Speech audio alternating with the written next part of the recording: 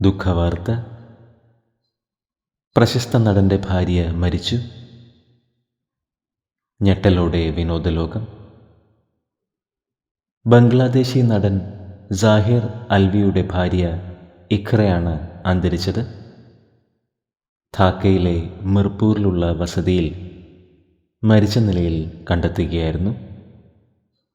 തൂങ്ങിയ നിലയിലായിരുന്നു. ശനിയാഴ്ചയാണ് സംഭവം.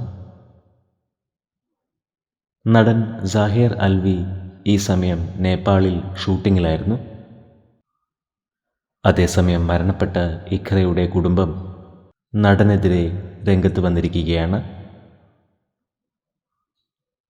പോലീസ് വിശദമായ അന്വേഷണത്തിലേക്ക് കടന്നിട്ടുണ്ട്.